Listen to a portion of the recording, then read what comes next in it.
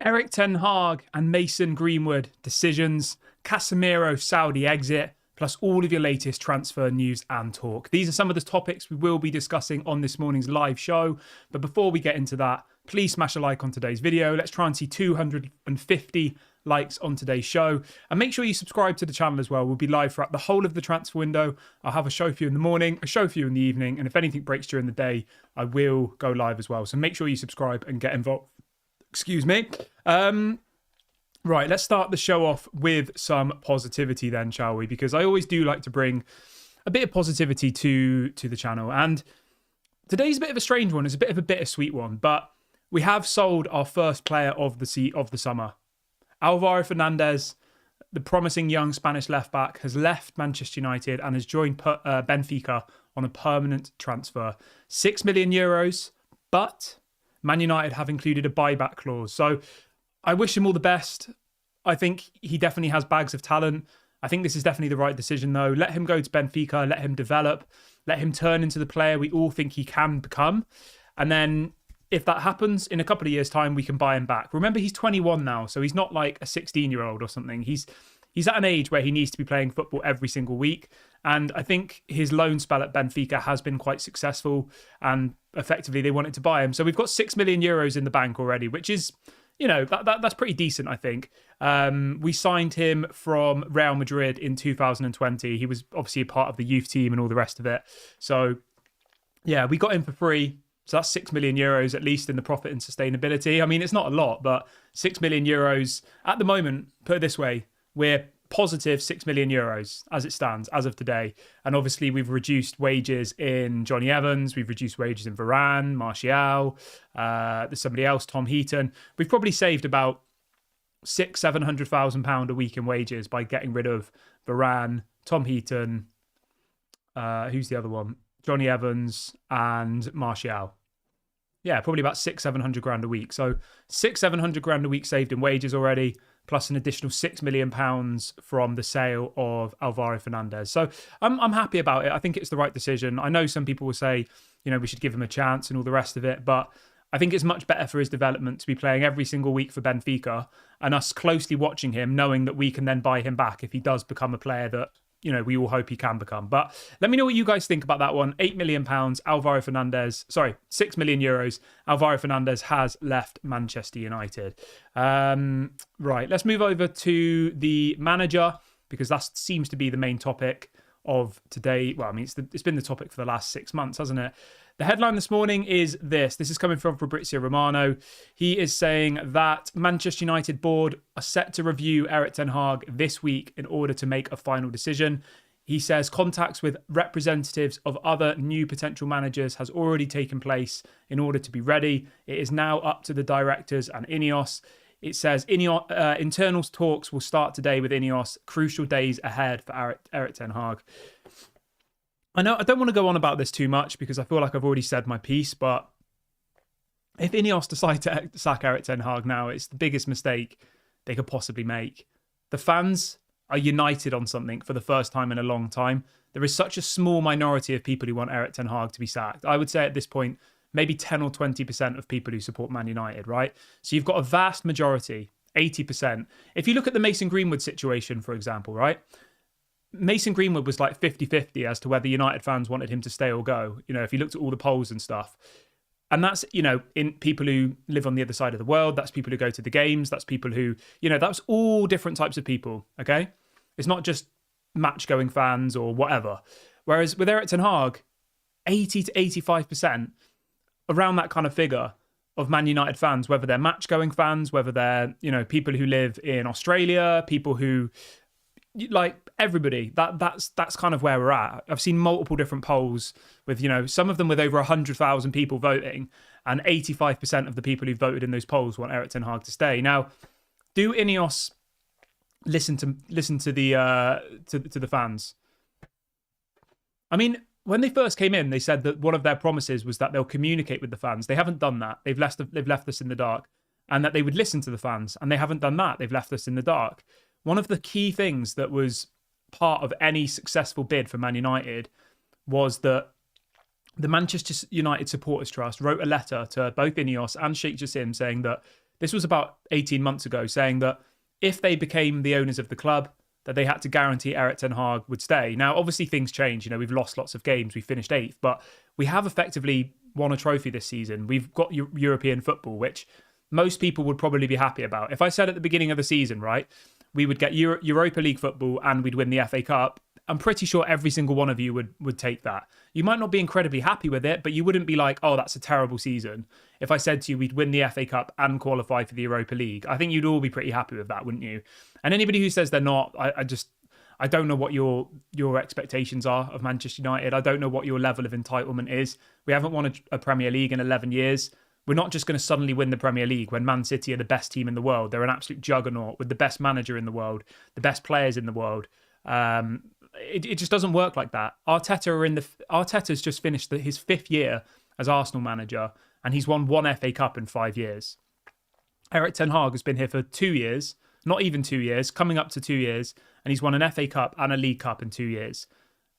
Like, just think about it like that. We're going up against Man City, who have won 4 Premier League trophies in a row. Do people really expect Erik ten Hag to come and challenge Pep Guardiola immediately? It's taken Arteta 4 years to do it. Arteta only got top 4 in his 4th season. Just let that sink in for a minute. Or it might have been his 3rd season, actually. I think the first 2 seasons he finished 8th and 8th, and then in the 3rd season he finished 4th. Last season he finished 3rd, and then this season 2nd. So the 3rd season for me is the really, really big one. If at Christmas Erik ten Hag's got us in 10th place, then fair enough. You know, you move him on. Everyone, but I think at this moment in time, he's shown enough to earn another year. He's got 1 year left of his contract, remember? And, you know, if you go for a Roberto De Zerbi or someone like that, or even a Thomas Frank, you're going to have to pay out a large amount of compensation to Brighton and to Brentford. The same with Ipswich. If we went for Kieran McKenna, we've got to pay about 6 or 7 million in order to bring him to the club, which just doesn't make any sense to me. And I think that I've seen some, you know, Erik ten Hag outers arguing that Man United fans were desperate for sporting people to come in and that, you know, the sporting people should make decisions. We don't have those people in the door yet. At the moment, the person making the decisions is Sir Dave Brailsford. Sir Dave Brailsford's background is in cycling. Sir Dave Brailsford's only background in football is being involved in the running of Nice in Ligue 1, in the French league. And that's failed. So the people who say, oh, well, what, you know, you're contradicting yourself because you said you want sporting people to come in and make the decisions. I get that. And I do want sporting people to come in and make the decisions. But the point I'm making is they're not in the door yet. Jason Wilcox only started a couple of weeks ago. Omar Barada's not technically supposed to be working yet. Dan Ashworth might not start working until next year. So how can people say that, you know, Dan Ashworth and all the rest of it have been in the door and, you know, we've had 2 seasons with Erik ten Hag and Dan Ashworth and it doesn't work? Like, we're not in that position. And I just think we'll look back on this with massive regret. That's my opinion anyway. Like, I just don't understand what people's expectations are, you know? What are your expectations? You expected Erik ten Hag to win the Premier League without any fit centre-backs, without a left-back all season. He had 45 different injuries. It just doesn't make sense to me. It'll be interesting to see what you guys think. I want you to get in the comment section of this video and let me know, are you Erik ten Hag in or Erik ten Hag out? So far, we're doing a poll on the live stream and 88% of you are Erik ten Hag in. 88%. But I'll be really interested to see what all of you who are watching this back on repeat think. So get in the comment section, guys. Let me know, Erik ten Hag in or Erik ten Hag out. Big ups to Fred, who has just gifted 5 memberships to the Daily Red Devils Members Club. Thank you very much for all of your support, my friend. I really appreciate it. I hope you're doing well. Everyone who just got given a membership by Fred, please make sure to thank him. And if you're wondering what a membership is, watch some of the live videos and get involved in the chat and stuff. And you never know, you might get a membership gifted by somebody. And everyone who's just joined the video as well, actually, do me a small favour. Hit the like button. Would really, really appreciate it. Somebody has said, are those teeth in your mouth or pieces of sweet corn? I'm not really sure what that means, to be honest. I don't know if that's a compliment or an insult. But thank you for the contribution to the channel anyway. Not a name I've seen around here before, but I assume that's probably an insult, but I've got tough skin. I'm not offended by it. So thank you for your £5, and yeah, have a good day. Right, let's move on with the rest of the show though. I can't focus too much on that. Let's talk a bit about Mason Greenwood. So the Athletic are reporting this morning that if Manchester United cannot seal a move for Mason Greenwood by June the 30th, a return to training cannot be ruled out. It says while it is uncertain if he would rejoin the first team setup, the club cannot contractually prevent him from returning to the club. So, I mean, that's pretty mad, isn't it? He has officially left Getafe, Mason Greenwood. He put out a statement on his Instagram saying thank you to the fans, and apparently he is now headed back to Manchester. That's what's being reported this morning. So he's not going to stay at Getafe. There are lots and lots of clubs interested in signing Mason Greenwood. You know, you've got clubs in the Italian league, you've got obviously clubs in the Spanish league, and reportedly even clubs in the Premier League who want to sign him. Now, is there a world where Mason Greenwood plays for Man United again? Maybe. You know, maybe there is. He was never proven guilty in the court of law. In the court of public opinion, he's been proved guilty because, you know, that's how the world seems to work now, which is obviously a conversation for another day. But will he come back to Manchester United? I still don't know, to be honest. I would say it's 50-50. I think if a good bid comes in, then I'm sure they'll sell him. But if there isn't, they can't just effectively ban him from training because he's got a contract with Manchester United. The same with Sancho. He had to train with the under-21s. The story goes on to say that all options remain open regarding Mason Greenwood's future. It says Manchester United's preference is to secure a permanent sale, but they are willing to loan him out again if they cannot find a buyer. The club are planning to work through the potential options with his family in the coming weeks. So we should have a definitive answer in the next 1 or 2 weeks, which is good because, again, this is another topic which has been looming over the Man United fans. It's a topic that's been looming over Erik ten Hag, and it's a decision which I think is going to cause a lot of differing opinions in the fan base. You know, if he ends up not coming back, people will be upset. If he ends up coming back, people will be upset as well. So there isn't really a right or wrong answer in this because, as I said, everyone is divided. It's 50-50. Whenever we've done polls on this, 50% of Manchester United fans want Mason Greenwood to return, but then also 50% of Man United fans want him to go. So it's a very, very difficult one. And that's why I'm saying, in relation to the manager, the biggest thing for me, right? Sorry to circle back to this, but I forgot to mention it earlier. The biggest thing for me, and the biggest argument from Erik ten Hag outers, is that Man United have been needing sporting decisions made by proper people for 11 years. You know, we had John Murtagh, Ed Woodward, Richard Arnold, who weren't sport people. They were finance people. They were making the sporting decisions. And we all agree that, you know, Dan Ashworth, Omar Barada and Jason Wilcox are a massive upgrade on what we had set up before. That's undeniable. But those people haven't started work yet. And to even argue with that, I understand that those people have a better sporting knowledge than me. Of course they do. That's why they're working for Man United and, you know, and have been working for top clubs over the last however many decades. But the biggest thing for me is I think Man United fans will question their sporting integrity and ability if they sack a manager and then bring in someone like Thomas Frank, or they bring in someone like Graham Potter, or they bring in someone like Mauricio Pochettino. Like, that's the biggest thing for me. I want to trust them. I want to believe in them. But if they get this first decision wrong, and the fans are then like, who the hell are these people? They don't know what they're doing. They're no better than the Glazers. Then we're going to be back to square one, aren't we? Everyone who's just joined, smash a like on the video. I'm just going to change the poll quickly. So everybody who's watching this back on repeat, get involved in the comment section. I want you to either write Erik ten Hag in or Erik ten Hag out. Let's have a look. One second, everybody.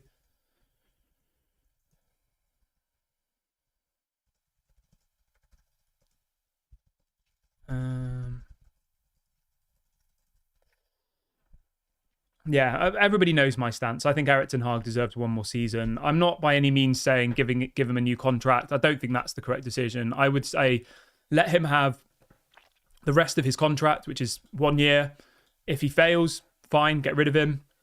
You know, if at Christmas we've got a full strength squad and we're sat in 6th, 7th, then I think you have a bit of an argument to get rid of him. But I honestly believe that with a full strength squad, some clever signings, I think we can honestly be at least in the top 4 next season, third or fourth. I don't think we'll win the league. I don't think we'll finish second, but I think we could finish third or fourth next season. I genuinely think we could win the Europa League. The thing you have to remember with the Europa League, guys, is that next season, the teams from the Champions League won't drop down to the Europa League. So whatever teams are in the Europa League now, those will be the final teams in the Europa League. Does that make sense? So I'm trying to explain. Does that make sense to you? So whoever's in the Europa League right now will be in the Europa League. So Tottenham, Man United. I don't know about. Let's have a look in the other leagues quickly. Bundesliga. There will still be some really good teams in the Europa League. It's not going to be easy, but let's have a look. So in the Europa League, you've got Eintracht Frankfurt and Hoffenheim. I mean, I imagine we could beat both of those teams. I would expect. I would hope anyway. From the Premier League, you've got Man United and Tottenham. We can beat Tottenham on our day, definitely. From Serie A, you've got Roma. Again, a difficult team, but one I would expect us to be able to beat. La Liga, we will have Athletic Club and Real Sociedad. Do you see where I'm going with this? We can definitely win the Europa League next season. And Erik ten Hag has proven that he can do well in cup competitions. So, yeah, for me personally, it's Erik ten Hag in 100%. But let me know in the comment section, guys, Erik ten Hag in or Erik ten Hag out. Let's see what else we've got. I mean, most of the people in the chat are saying Erik ten Hag in. Most people. Anybody who's Erik ten Hag out, let me know why as well. I'd love to know your reasons as to why you're Erik ten Hag out. I always like to have debate on this channel. I always like to value other people's opinions. My opinion is no better than yours. Okay, we're on a level playing field. Just because I'm the one sat in front of the camera doesn't mean that my opinion is better than yours. I value and will respect all of your opinions. So let me know. We can disagree, but I'd like to think that we can have a good, honest conversation and debate about the manager. So if you are Erik ten Hag out, please do get in the comment section and let me know why. I'd love to know. I'd love to know what your opinions are. Right, so we talked about Greenwood. We've talked about Erik ten Hag. Let's talk about some outgoings, and that is about Casemiro, which I think... Let's do a poll on Casemiro really quickly. So just to be clear, the poll we've been running on the live show, 88% of people who watch this channel want Erik ten Hag to stay, and 12% of you want Erik ten Hag to go. So I'm going to end the poll there. Anybody who's watching back on repeat, make sure you let me know in the comments, Erik ten Hag in or Erik ten Hag out. And then the next question is going to be, should we sell Casemiro? I think this one's going to be a pretty easy one, but yeah, I mean, Casemiro should 100% be moved on, in my opinion. Let's bring you the news. So the headline this morning is that apparently multiple clubs in Saudi Arabia are looking to sign Casemiro this summer, and the most likely destination is going to be Al Nassr. Obviously, Cristiano Ronaldo is at Al Nassr. Apparently, Al Nassr want to reunite Cristiano Ronaldo and Casemiro. I think that would be a good decision for Casemiro. I think he's still in the Saudi league, can play well. I think, he could go and improve the Al Nassr team, definitely. And it's a big signing, for Al Nassr. It's a big name. It's someone who's going to bring lots of marketing, lots of brand awareness for the Saudi league. And obviously, we know that Cristiano Ronaldo has gone to the Saudi league to improve that league, He's not just gone there as a retirement home. I know people think that, but I genuinely do think that Cristiano Ronaldo has gone to Saudi to try and bring the level of the Saudi league up, But let me know what you guys think. I mean, if you look at Al Nassr's team, right? They've got Laporte, Mane, Brozovic, Ronaldo, Talisca, Telles, Ospina. Imagine if they add Casemiro to that. I mean, you could even argue this isn't, and they've got Otavio as well. So their starting 11 could be Ospina, Telles, Laporte, Brozovic, Ronaldo, Talisca, Otavio and Casemiro. I mean, you could argue that team would do well in Europe, in the Europa League. They probably finish in the top 10 in the Premier League, that team, genuinely. So fair play to them. I think it's the correct decision, though. Let Casemiro go to Saudi, bring the money in. I would personally keep Amrabat. I want you guys to let me know, what does everybody think about Sofian Amrabat? I think if we can get 20, 30 million for Sofian Amrabat, then I would let Amrabat stay. We only have to, sorry, let me reword my thoughts there. If we can get 25 to 30 million pounds for Casemiro, which is I think what his market value is, I would let Amrabat stay. £17 million is how much Fiorentina will require. There's a release clause. We bring Amrabat in. We let Casemiro go. I think it's win-win. Casemiro's on 350k a week. Let that sink in. Somebody in the chat's asking about a poll on Amrabat. That's a really good idea, actually. I think the Casemiro one's a little bit easy. Let's do an Amrabat poll. Amrabat, stay or go? Keep, let go. Okay, cool. Thanks for the suggestion, whoever said that. So we've got a poll going now. Amrabat, stay or go? I'm saying keep. £17 million. I think it's a no-brainer. Is he world class? No. Is he a very good squad player? Yes. Is he better than Eriksen? Yes. Is he better than Casemiro? Yes. Is he better than McTominay? I would say so. Is he better than Hannibal Mejbri? Yes. Is he better than Donny van der Beek? Yes. You get rid of those players. You get rid of Donny. You get rid of Hannibal. You get rid of Casemiro. You get rid of Eriksen. And I'd like to get rid of McTominay, but we probably won't. That's 4 players who should be leaving this summer. If INEOS are as competent as we're hoping they're going to be, Donny goes, Hannibal goes, Casemiro goes, and Eriksen goes. That's 4 midfielders who should leave this summer. You definitely should then be giving Amrabat a contract. If it's only going to cost you 17 million, he's 27 years of age. He's just proved in the FA Cup final against the biggest team in the world, not the biggest team, sorry, the best football team in the world, Man City, that he can do it. He absolutely dominated that game. Somebody in the chat saying, what made you change your mind about Sofyan Amrabat? I said it about a month ago. There was loads of people saying, keep Amrabat, he's had a good game against Arsenal. And I said, the next 2 or 3 fixtures is where I'm going to really base my decision on Sofyan Amrabat. We beat Newcastle, we beat Brighton, and then we beat Man City. And Sofyan Amrabat was heavily involved in all of those games. And I think he deserves to stay. I really, really do. I think for £17 million, it's an absolute no-brainer. He's not on very big wages either, which I think is something really important to consider. Sofyan Amrabat's wage at Man United, let this sink in, right? This is a mic drop moment. Sofyan Amrabat earns £65,000 a week at Man United. Casemiro earns £350,000 a week. So Amrabat earns a fifth of what Casemiro earns. That's mental, isn't it? And surely your answer is already there. You let Casemiro go, you get probably 20, 30 million pounds from Al Nassr. That sounds realistic. I think a Saudi club paid about 30 million for Fabinho last season. So I would imagine, Man United should be able to get about the same as what Liverpool got for Fabinho. They got way more than that, actually. Crazy. So Al Ittihad last summer paid 47 million euros for Fabinho. What's that in pounds? That's mental, isn't it? 47. So last summer, Al Ittihad in the Saudi League paid Liverpool £40 million or 47 million euros for Fabinho. So, we should easily be getting 20, 30 million for Casemiro. You let him go, you clear the 350 grand a week wages, you sign Amrabat for 17 million, and then you keep him on his 65 grand a week wages. That's win-win in my opinion. Let's see what people are saying in the chat about this decision though. Where is the chat? There you are. Let's have a look. Anyone who's just joined the video in the last couple of seconds, by the way, please smash a like. Let's try and hit 250 likes on today's show. And make sure you subscribe to the channel as well. I will be live throughout the whole of the transfer window. We'll have a video in the morning, a video in the evening, and also if anything breaks during the day, I will go live as well. So make sure you subscribe and get involved in the channel. Let's see what people are saying.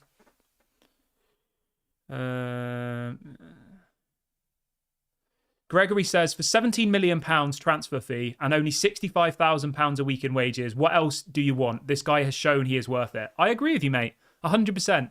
Let's be very, very clear. Amrabat is not world class. But when was the last time a club bought a world class player for £17 million? I don't remember it. He is definitely a more than good enough squad player. And he is an upgrade on the players I already said. Eriksen, Casemiro, Donny van der Beek, Hannibal. Obviously, Casemiro in his day was a better player, but Casemiro's 32 now. He's past it. Amrabat's only 27, remember? So yeah, for me personally, I 100% keep Amrabat. I think it's a very, very, very, very stupid thing if we don't. But if Erik ten Hag gets sacked, I imagine Amrabat will go as well. Amrabat was an Erik ten Hag signing, okay? If Erik ten Hag is sacked, I would almost say that Erik ten Hag will... Let's reword that. If Erik ten Hag goes, I imagine Amrabat will go as well. Vincent says, should we not get Fofana? That's a really good suggestion, but let me just... Amrabat on his own is not enough. Okay? Man United need to sign 2 midfielders this summer. Amrabat is a squad player. He's a bench player. £17 million, I think he's a really good option. But Man United also need to go and sign a world-class midfielder. You know, whether that's Joao Neves, whether that's Fofana, whether that's Amadou Onana. Maybe Amadou Onana's not world-class yet, but somebody of that calibre. I'm not by any means saying keep Amrabat and we'll be okay. We need another midfielder as well. He's just a part of the puzzle. He's a squad player. Jason says, where's Anthony going? Again, mate, I think it all depends on Erik ten Hag. If Erik ten Hag's sacked, I imagine Anthony will probably be sold or loaned out or something. But if Erik ten Hag stays, I think Anthony will probably stay. Right, let's see what else we had planned for today's show then. So obviously we spoke about Casemiro. There's murmurs that apparently De Zerbi is back in the running for the United job. I think the thing that we have to be very considerate about is at the moment is there are lots of managers looking for clubs. Poch is looking for a club. Tuchel's looking for a club. De Zerbi's looking for a club, right? There's 3 managers who all have Premier League experience, who are all looking for a club. And being completely honest, it does weaken Erik ten Hag's position because INEOS will be looking at this saying, Thomas Tuchel's a proven winner. I mean, I'd argue that Thomas Tuchel isn't a proven winner, to be honest. He obviously is, historically, but he's gone to Bayern Munich last year, right? Let's see if you all agree with this statement. Bayern Munich's squad is levels above us. They've got way better players than us. They're playing in a lesser league, and they won nothing. Nothing. They didn't even win the Dutch equivalent of the FA Cup or the League Cup. I'm not saying they have to win the Bundesliga. Okay, the Bundesliga, fine. But they didn't even win any of the cup competitions either in the Bundesliga. I think they got knocked out to like a team from the second division of the German league. And we're considering replacing Erik ten Hag with that. That's the bit that doesn't make sense to me. And when people argue with me that, oh, you know, you complained that the Glazers don't know anything about football, and now we've got owners who, I mean, you know, people say, oh, now that we've got owners who know about football, you're complaining that they shouldn't be making footballing decisions. That's not really the case. I'm just questioning their footballing decisions and their footballing intelligence because me, as just a Man United fan who watches every single Man United game, as well as watches other games and, you know, likes football, I just can't get my head around how Thomas Tuchel is a serious consideration when you look at his previous or current track record. He was at Bayern Munich for 1 season and he's been sacked. He was at Chelsea for 2 years. He won the Champions League and was sacked. He was at PSG for 2 seasons. He was sacked. He was at Dortmund for 1 season and he left. Like, he stays for 1 or 2 years. He's not a project manager. I've said this many, many times before. If Carlo Ancelotti was knocking at the door to become the Man United manager, or if I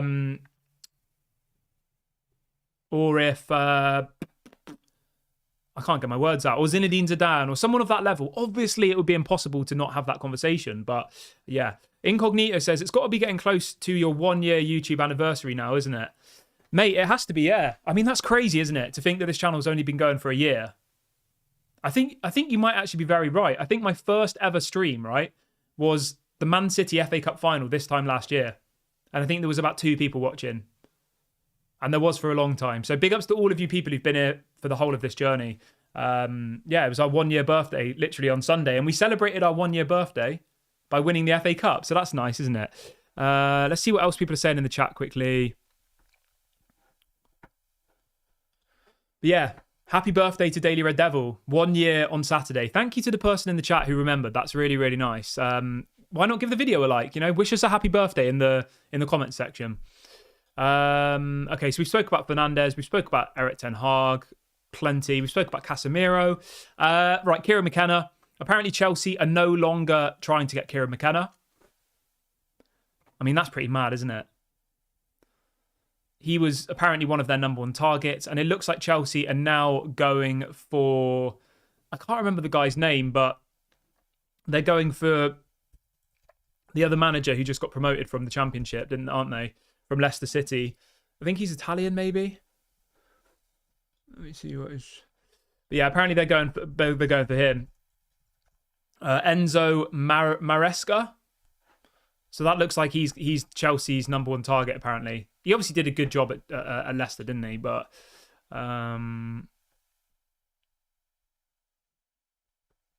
yeah. But I'm gonna wrap the video up here, guys. Thanks to everyone who's joined me on the show this morning, and yeah, thank you to the person who reminded me that it's our 1 year anniversary. So happy birthday to Daily Red Devil. Fred has just gifted another 5 memberships. What an absolute legend. That is, honestly, thank you so much for your support. Thank you to all the people who watch the show. Here's to another 10 years, hey? I love doing this channel. I love the community we've built together. There is never any toxicity in this channel, which I love. People value other people's opinions. People come together. We have good conversations. And I think that's really, really special. I do, because you know how toxic the Man United fan base is, right? It's so toxic. I mean, even like this person in the chat saying Ten Hag out, that's completely fine. I'm not going to call you, I'm not going to call you stupid names. I'm not going to say, you don't have any football intelligence, because I like to have conversations with other Man United fans. That's why I do this channel. So the person who's just said Ten Hag out, thank you for your comment. Please let me know your reasons for Ten Hag out. I would love to have that conversation with you. And that's how this channel's always going to be. It's not going to be a dictatorship. I'm not going to tell you what you should or shouldn't think. I'm going to give my opinion. I'm going to read out your opinions, and we can continue to flourish as a community. But big ups to everybody. I'll be back at 6 o'clock today, as always. If anything breaks, I'll go live. Make sure you smash a like before you go. Thanks again to all the regulars. Thanks to Fred for all of the gifts. Thanks to the person who did the super chat. I think they were insulting me, but still, I've got a tough skin. Thank you to the person who did the super chat insulting me. That was very much appreciated. Have a great day, everybody. And I'll speak to you all at 6 o'clock UK time.